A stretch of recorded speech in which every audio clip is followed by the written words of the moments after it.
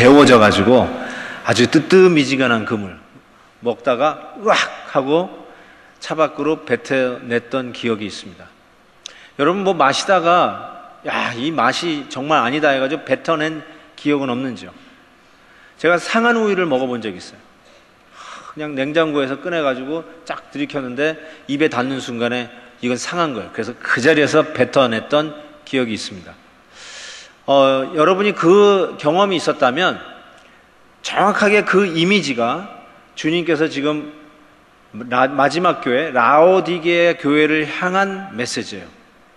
16절에 네가 이같이 미지근하여 뜨겁지도 아니하고 차지도 아니하니 내 입에서 너를 토하여 버리리라. 영어로 이런 말이 있잖아요. You make me sick. 좀 강한 표현이고 별로 좋지 않은 표현 같아요. You make me sick. 그래서 토하여 버리리라. 물을 마시는데 it makes me sick. 주님이요 굉장히 강한 표현을 썼어요. 토하여 내리리라. 그것이 그런데 라오디게아의 교회를 향한 주님의 맛이었어요. 주님이 맛본 맛이었어요.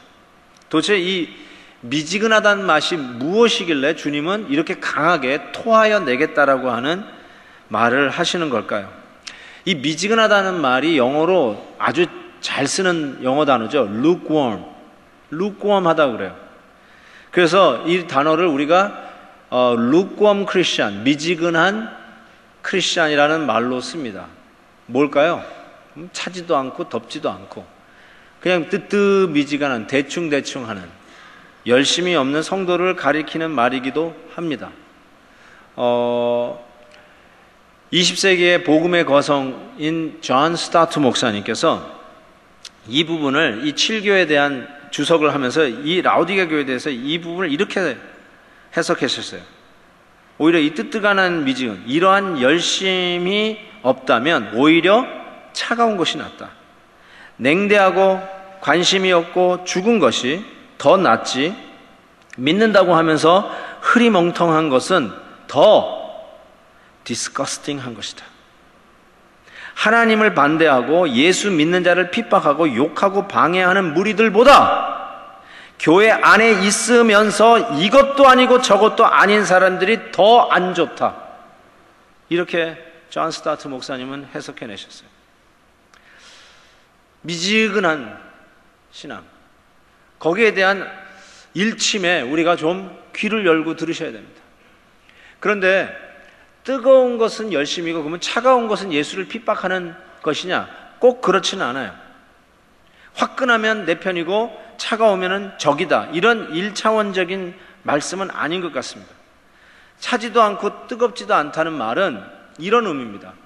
여러분, 무더운 날씨에 여러분은 시원한 찬 음료를 원합니다. 그래서 그 시원한 걸 먹으면 내 더위가 가시는 것 같이 아주 시원해집니다. 여러분 무더울 때 그냥 얼음젠 그 냉면 국물 쫙 들이고 마실 때 그냥 더위가 날아가는 것 같은 바로 그거예요. 시원한 것. 혹은 날씨가 을씨년하게 춥습니다. 오싹오싹하고 감기기가 오는 것 같아요. 그때 따끈한 티 한 잔, 잔을 만져도 온기가 전해져서 몸이 훈훈해지는 따뜻한 것. 그래서 따뜻한 걸 원하는 그 뜨거운 거, 그걸 원하는 건데 실은 미지근해서 오히려 더 그 물 마시면 더 추울 것 같은. 그래서 격려를 원하고 따뜻한 사랑을 원하고 어떤 시원한 청량 음료를 원하는데 오히려 미지근해가지고 귀역질나게 만드는 역겨운 물맛. 그와 같은 것이 지금 라오디게아 교회 같다라는 것입니다. 여러분이 오늘 말씀을 들으면서 이렇게 들었으면 좋겠어요. 주님은요, 맛을 보시는 분이세요. 우리 성도들의 교제를 맛보십니다. 우리 성도들이 셀 모임을 갖는 그 셀 모임의 맛을 보시는 분이세요. 여러분의 오늘 예배를 드리고 있는데 앞자리에 앉아서 드리시는 분의 예배의 맛을 보시고 뒷자리에서 앉아서 예배 드리신 분의 예배의 맛을 보시고 2층에 앉아 계신 분들의 예배 맛을 보신다는 뜻이에요. 오늘 우리 삼부 성가대 찬양 정말 잘하셨어요. 근데 그 찬양한 그 찬양도 우리 주님이 맛을 보신다는 거예요. 그런데 주님이 맛을 보시고 나서 이렇게 얘기하셨다는 거예요. disgusting. 토하여 내겠다 라고 했다는 거예요. 좀 섬찟한 얘기지만 혹시 주님이 나를 맛보시고 나서 주님이 나를 향해서 그런 말을 하시면 어떡하나 하는 마음으로 들으셔야 돼요. 이 라오디게아라고 하는 도시는 물이 귀한 도시였어요. 그래서 가까운 도시가 히에라폴리스라는 도시가 있었고 골로새 도시가 있었어요. 마치 한국의 그 창원, 마산, 진해 이게 거의 붙어있는 도시인데 이번에 하나로 통합돼가지고 창원이라고 부른다고 제가 들었습니다. 그와 같이 라오디게아, 히에라폴리스, 골로새 이 세 개가 삼각형 같이 아주 붙어 있었어요. 이 라오디게아는 물이 없기 때문에 온천이 많은 히에라폴리스에서 뜨거운 물을 공급받고 바로 저것이 히에라폴리스인데 저 하얀 것은 석회질이 많아서 그 온천물에 석회질이 많아서 저 석회질로 하얗게 덮은 겁니다. 그 파묵갈래 해가지고 모카밭 같다고 해서 요즘은 히에라폴리스가 아니라 파묵갈래로 알려져 있는 도시죠. 저기에서 온천에 뜨거운 물을 끌고 옵니다. 그리고 골로새라고 하는 가까운 도시에서는 산에서 눈이 녹아내리는 아주 차가운 시원한 물을 또 수로를 받아가지고 라오디게아로 공급합니다. 그래서 히에라폴리스에서 오는 수로, 골로새에서 오는 수로가 이 라오디게아에 물을 공급하는데 라오디게아 올 때쯤 되면 그 뜨거운 온천물이 미지근해집니다. 골로새에서 오는 그 시원하고 차가운 물이 뜨뜻미지근해진다는 사실이에요. 그래서 그 물을 그냥 마시면 역겨워가지고 그냥 토해 버리고 싶다는 것이에요. 바로 이와 같은 라오디게아라고 하는 도시의 특징을 알고 있었던 주님께서 내가 너를 맛보았는데 토해내 버리고 싶다. 차지도 않고 뜨겁지도 않고 미지근한 루꼼한 것 같다라고 말씀하시는 것입니다. 여러분, 인간관계에서도 우리가 이런 무더울 때는 시원한 물을 찾듯이 좀 추울 때는 뜨끈한 차 한 잔을 찾듯이 관계에 우리가 기대하는 것이 있단 말이에요. 주님이 라오디게아 교회를 향해서 그거를 기대하신다는 거예요. 뭐 좀 무더울 때 상쾌한 청량음료와 같은 교회, 추울 때 우리의 얼어붙은 가슴을 녹일 수 있는 뜨끈한 사랑의 교회, 그와 같은 걸 원하는데 이 라오디게아 교회는 전혀 차지도 않고 뜨겁지도 않고 청량음료도 없고 뜨거운 티 한 잔도 없는 아주 무반응의 차디찬 죽어있는 것과 같은 것이 라오디게아 교회였다라고 말씀하고 있는 것입니다. 그러면서 주님께서 14절에 누가 이 말씀을 하느냐? 아멘이시여 충성되고 참된 증인이시여 하나님의 창조의 근본, 룰러, 다스리는 통치자 되신 주께서 말씀하신다고 얘기해요. 무슨 뜻입니까? 마치 음료를 시음하고 그 맛이 어떤가를 판단하는 재판장 같이 주님께서 아멘이시고 참된 증인 되시고 하나님의 통치자 되시는 그 주님께서 라오디게아 교회의 맛을 보았는데 그 맛은 정확하다, 과장이 없고 정말 있는 그대로 주님께서 말씀하셨는데 어떠하느냐? 차지도 않고 뜨겁지도 않고 뜨뜻미지근해서 토해버릴 것 같은 역겨운 맛이라고 주님이 말씀하셨다는 것입니다. 이 라오디게아 도시는 부유한 도시였어요. 부자 도시였어요. 내 생각에는 얼바인은 부자 도시 같아요. 우리 시장님 계신데 부자 도시죠. 제 동료 목사님이, 같이 공부한 동료 목사님의 아들이 대학을 졸업하고 얼바인에 짭이 됐어요. 그래서 지난주에 여기 와가지고 아파트를 구하러 다녔는데 다시 이제 이사 마지막 챙겨간다고 떠나면서 저한테 와가지고 하는 말이래. 목사님, 얼바인 너무 좋아요. 그래. 너무 좋대요. 뭐가 좋은가? 뭐가 좋다고 한 건지 잘 모르겠어요. 그거 물어봤어야 되는데 뭐가 좋을까요, 여러분? 얼바인 뭐가 좋아요? 저도 이제 이사 와야 되니까 뭐가 좋아요? 깨끗해요. 길이 넓어요. 반듯해요. 도시계획이 잘 돼 있는 것 같아요. 아주 멋있어요. 최첨단의 도시고요. 크라임 레이트이 제일 안정된 도시이고 그리고 뭐니 뭐니 해도 최고의 시장님이 계시고.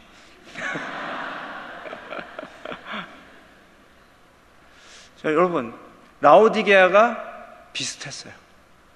최고의 도시였어요. 부자 도시였어요. 주후 60년경에 지진이 나가지고 이 도시가 폭삭 가라앉았어요. 이 소아시아에 지금 지진 얘기가 계속 나오는데 지진이 정말 많았어요, 옛날에.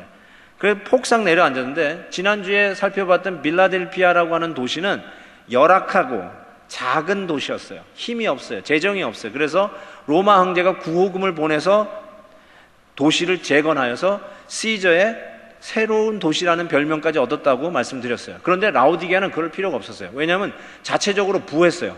경제적으로 부했어요. 그래서 우리 식으로 얘기하면 자기 주식을 그냥 팔아가지고 도시를 다시 세웠어요. 지금도 이 고고학자들이 발굴을 더 이상 안 하는 것 같아요. 이제 좀 한다고 그러는데, 조금만 봤는데도 에베소만큼 큰 도시예요. 굉장히 큰 도시라는 것을 짐작해 볼 수 있습니다. 근데 문제는 이거예요.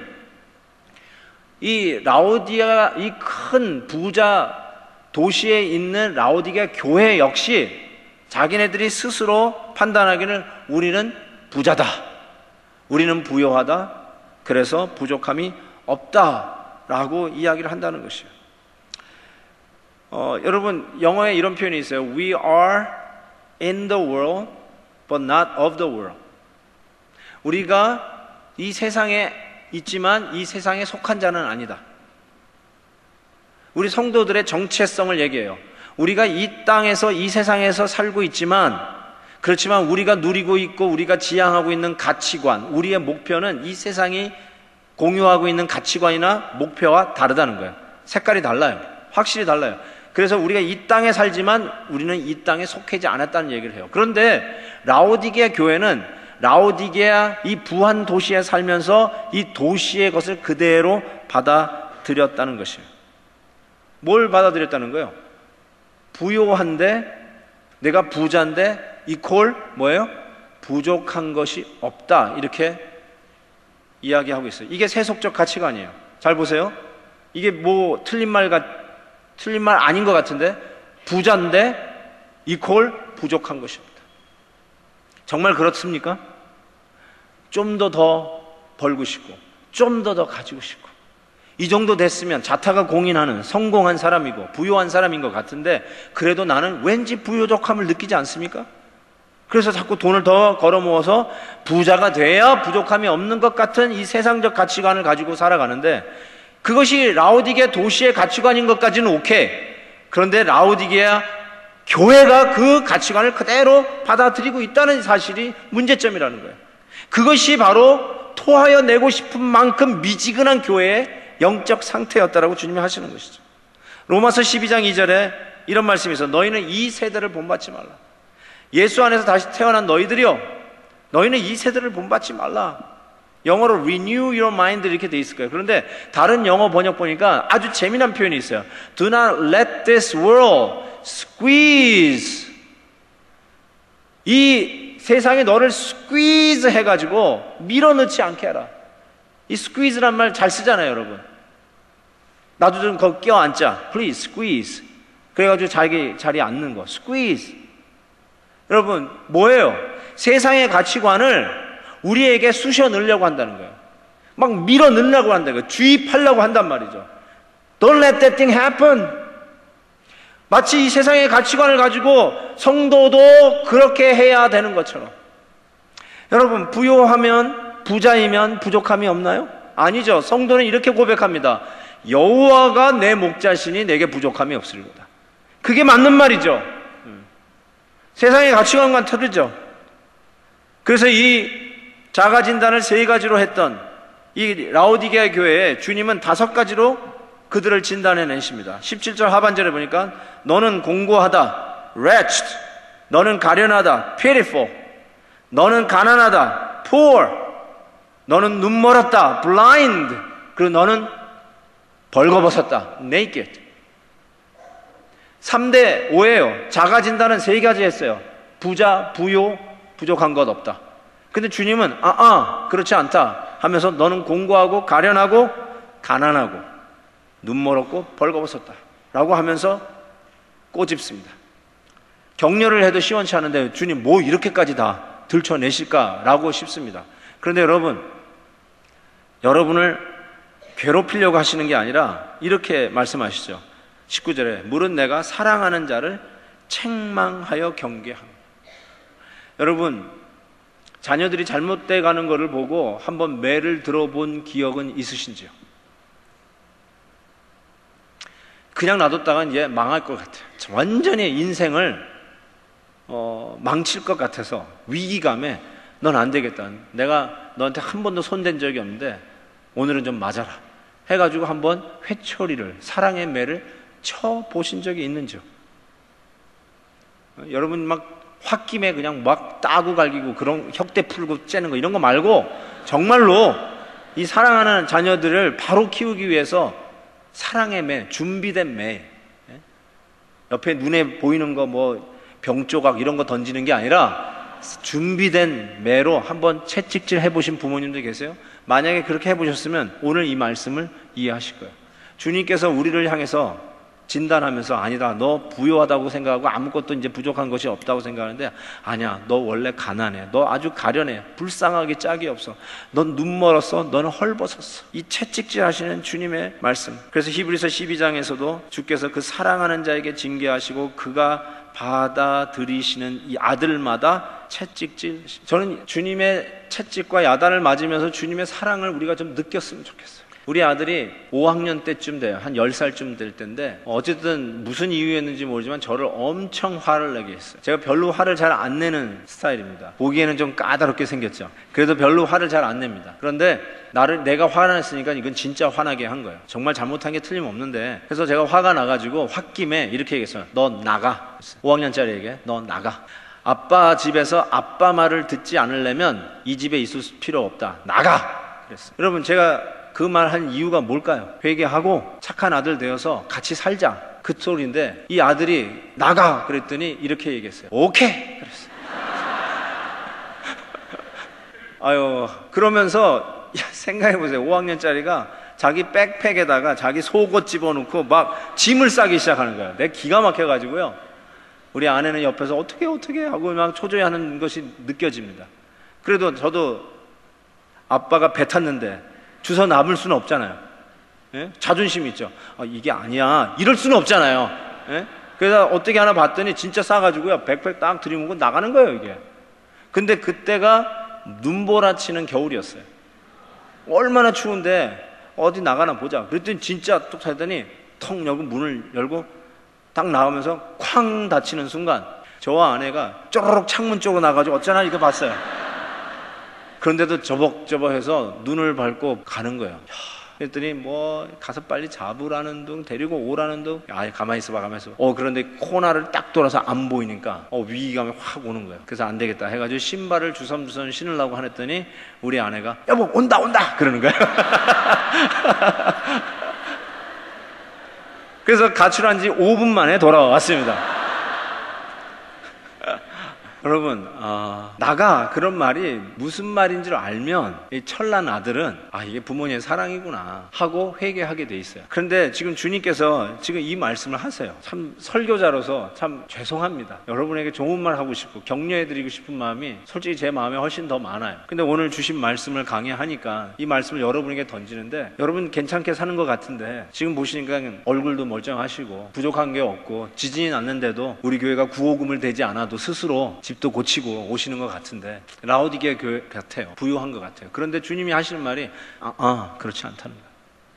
우리 정도면 문제가 없어요. 성공한 것 같아요. 우리 자녀들도 공부 잘해요. 내 직장 든든해요. 그래서 주님 나는 괜찮습니다. 난 문제 없습니다 라고 하는데 주님께서 하시면 너 문제 많다. 너 정말 불쌍하다. 너 가련하다. 너 공고하다. 너 헐벗었다. 너 아직도 눈을 못 떴다 라고 말씀하시니까 쿵 하고 뭐 얻어맞은 것 같아요.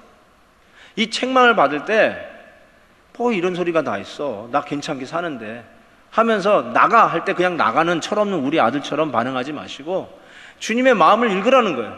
너 그렇지 않아. 너 눈을 떠야 되는데 아직 눈을 감고 있어.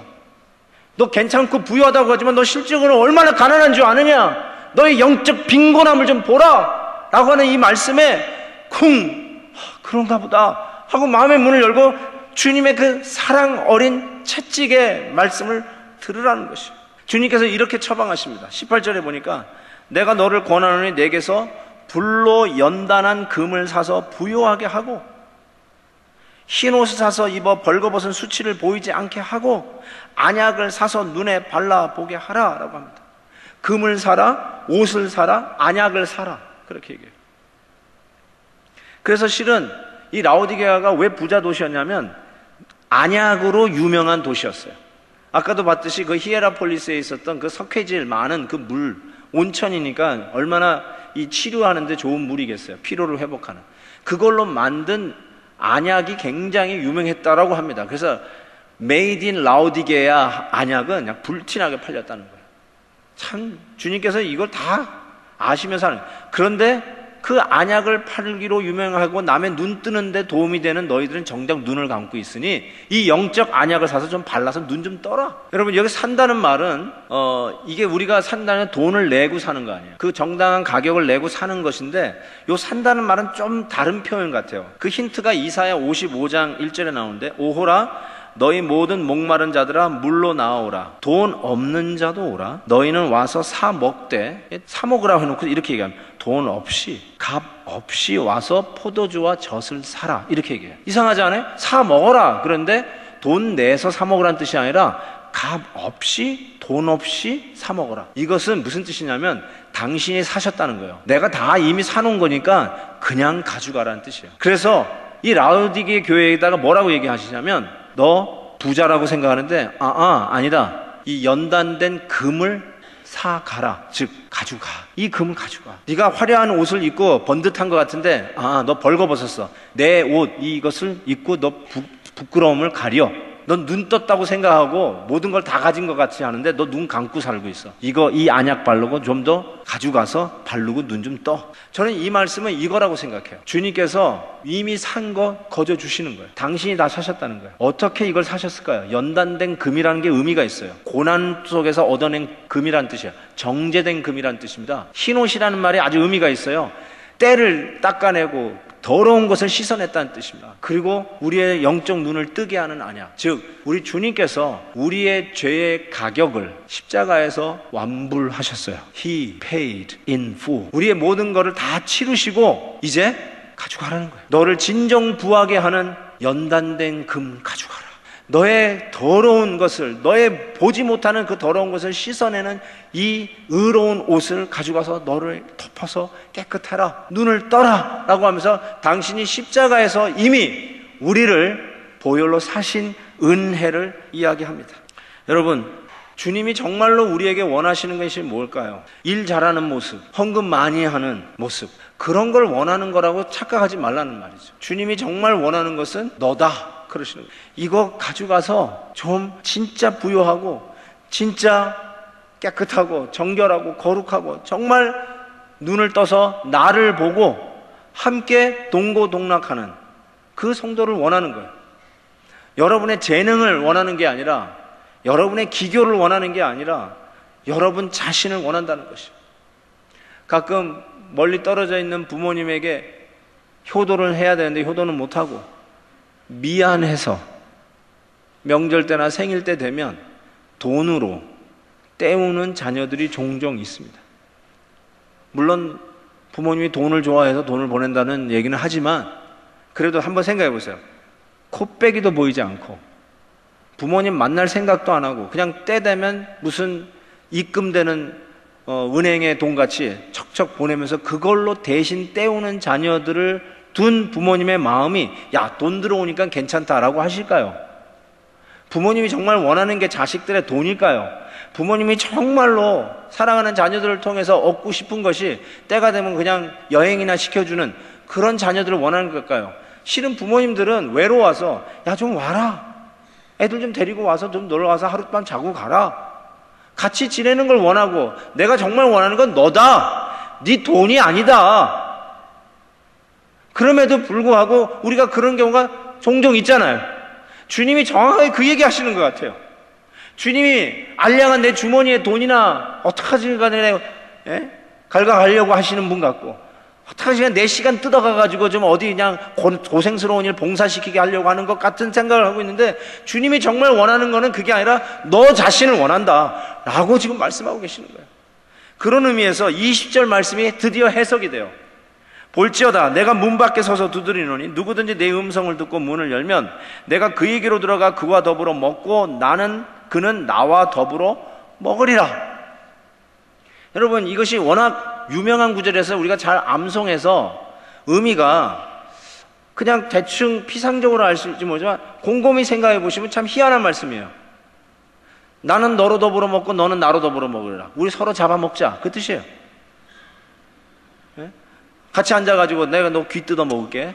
그러니까 저쪽에서는 그래요, 이제 내 코 뜯어 먹어라, 코 뜯어 먹고 나 이제 너 눈알 하나씩 먹을게, 이렇게 얘기하는 것 같아요. 나는 너로 더불어, 그와 더불어 먹고 그는 나와 더불어 먹으리라. 이게 무슨 말일까요, 여러분? 서로 먹는다는 게 이게 무슨 말일까요? 잘 생각해 보세요. 주님의 가장 위대한 식탁 초대예요. The greatest table invitation이에요. 식탁으로 초대하셨어요. 여러분에게 가장 설레었던 식탁 초대는 언제였는지요? 그러면 다시는 초대받고 싶지 않았던 식탁은 있었는지요?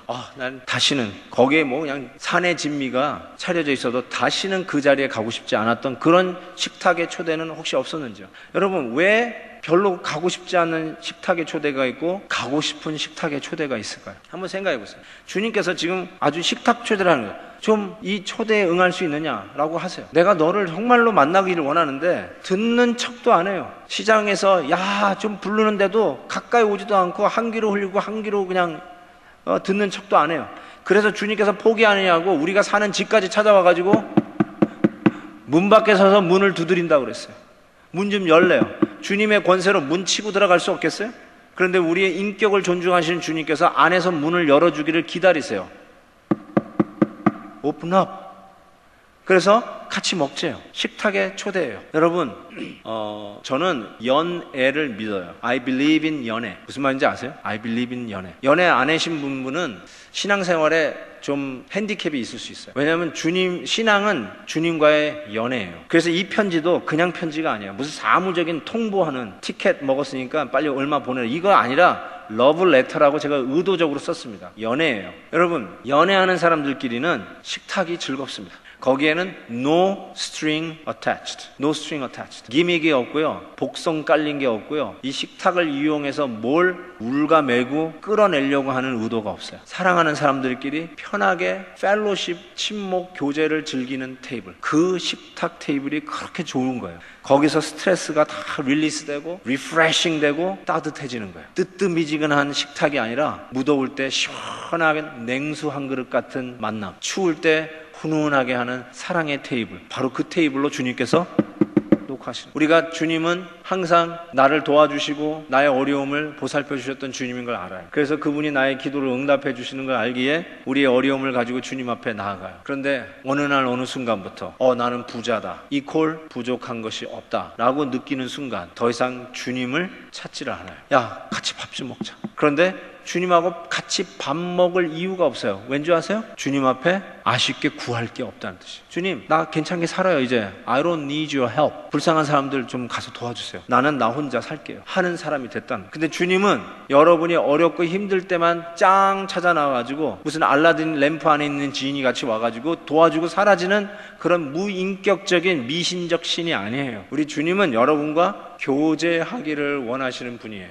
종교인으로 살지 마세요. 그것처럼 답답한 일이 없어요. 주님과 연애하는 신앙인이 되십시오. 그리고 주님과 함께 식탁을 나누고 싶은 사람으로 살아가십시오. 나는 정말 맛있는 거 먹으면 주님 생각나요. 주님하고 같이 먹고 싶어요. 주님은 그런 인비테이션과 그런 식탁의 교제를 원하세요. 제가 성경 다음으로 많이 읽은 책이 자나단 에드워즈 목사님의 Religious Affection이라는 책입니다. 번역이 되어 있습니다. 신앙의 열정인가 뭐 이렇게 번역이 되어 있어요. Religious Affection. 거기에 제가 왜 그걸 자꾸 읽냐면요, 그게 저를 깨워줘요. 이렇게 막 껍질을 벗겨줘요. 거기에 진짜 하나님의 사람과 natural man, 거듭나지 않은 그냥 교양 있는 사람과의 차이를 얘기해 주는데 이렇게 얘기해요. 그냥 이 내추럴한 사람은 하나님의 능력, 파워만 좋아해요. 그런데 정말로 하나님을 사랑하는 사람은, 진짜 하나님의 사람, 크리스찬들은 뭘 좋아하냐면 하나님의 거룩을 사랑한다, 이렇게 돼 있어요. holiness. 하나님의 거룩을 사랑. 이거를 우리가 이해할 수 있는 말로 제가 좀 바꾸면 이거예요. 가짜는 가짜 신앙인은 예수님이 필요할 때만 그분을 찾아요. 즉 능력을 찾아요. 도와주세요, 도와주세요. 근데 진짜 예수님을 믿는 사람은 도움이 필요할 때만 그분 앞에 가는 게 아니라 그분의 거룩을 좋아해요. 그분이 좋아서 그분한테 가고 싶어요. 오늘 왜 예배 드리냐면요, 예배 안 드리고 어디 딴 데 튀었다가는 벼락 맞을까 봐 예배 드리는 게 아니라 그분이 좋아서 예배 드리는 거예요. 아멘 없습니까? 내가 왜 주님 앞에 헌금을 드리냐면요, 헌금 안 하면은 우리 자식 아프게 해가지고 다 떼갈까 봐가 아니라 그냥 좋아서 드리고 싶어서, 아니 마음은 더 드리고 싶어, 그런 마음으로 헌금하는 거예요. 종교인이 아니에요. 우린 주님을 애인처럼 사랑하는 자들이에요. 주님 문 밖에 세워놓지 마세요. 문을 여세요. Welcome him. 그리고 정말 no string attached. 어떻게 하면 이 주님 앞에 팔을 꺾어서라도 주님의 능력으로 나의 부족함을 채울까 하는 bargain, negotiation 하려고 하지 마세요. 주님이 좋아서 같이 식탁의 교제를 나누는 참된 fellowship. 무더울 때 시원한 fellowship. 추울 때 따끈한 fellowship. 주님이 우리를 그렇게 원하신다는 거예요. 여러분을 방법으로, 수단으로 보이지 아니하고 여러분이 목적이라는 뜻이야. I want you. I want you. 그래서 문을 열면 내가 들어가 그로 더불어 먹고 그는 나로 더불어 먹으리라. 성찬식이에요. 주님을 먹는 거예요. 그게 사람의 인육을 먹는 게 아니라 하나 되는 교제, 사랑의 관계를 얘기하는 거예요. 그래서 성찬식이 너무너무나 의미가 있어요. 나와 주님은 하나구나, 이렇게 사랑하는 교제라는 것을 알 수가 있습니다.